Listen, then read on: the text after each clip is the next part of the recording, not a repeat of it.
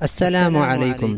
حضرت ابو سعید خدری رضی اللہ تعالی عنہ روی ہے کہ رسول اللہ صلی اللہ علیہ وسلم ایک مرتبہ عید یا بقرہ عید کی نماز کے لیے عیدگاہ تشریف لائے تو عورتوں کی ایک جماعت کے پاس بھی تشریف لے گئے جو نماز کے لیے ایک الگ گوشہ میں جمع تھی، اور ان کو مخاطب کر کے فرمایا، اے عورتوں کی جماعت، تم صدقہ و خیرات کرو، کیونکہ میں نے تم میں سے اکثر کو دوزخ میں دیکھا ہے۔ یہ سن کر ان عورتوں نے کہا، یا رسول اللہ، اس کا سبب؟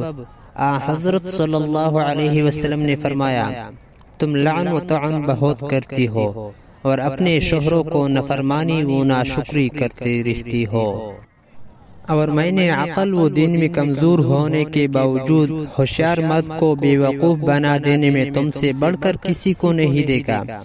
یہ سن کر ان عورتوں نے عرض کیا، یا رسول اللہ، ہماری عقل اور ہمارے دین میں کیا کمی ہے؟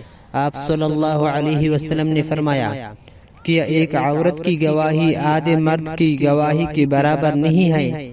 یعنی کیا ایسا نہیں ہے کہ شریعت میں دو عورتوں کی گواہی ایک مرد کی گواہی کی برابر سمجھی جاتی ہے؟ انہوں نے کہا، جی ہاں، ایسا ہی ہے۔ آپ صلی اللہ علیہ وسلم نے فرمایا، اس کی وجہ عورت کی عقل کی کمزوری ہے، اور کیا ایسا نہیں ہے کہ جس وقت عورت حیض کی حالت میں ہوتی ہے تو نہ نماز پڑھتی ہے اور نہ روزہ رکھتی ہے؟ انہوں نے کہا، جی ہاں، ایسا ہی ہے۔ آپ صلی اللہ علیہ وسلم نے فرمایا، یہ اس کے دین میں نقصان کی وجہ ہے۔ اللہ تعالی ہم سب کو اس پر عمل کرنے کی توفیق عطا فرمائے۔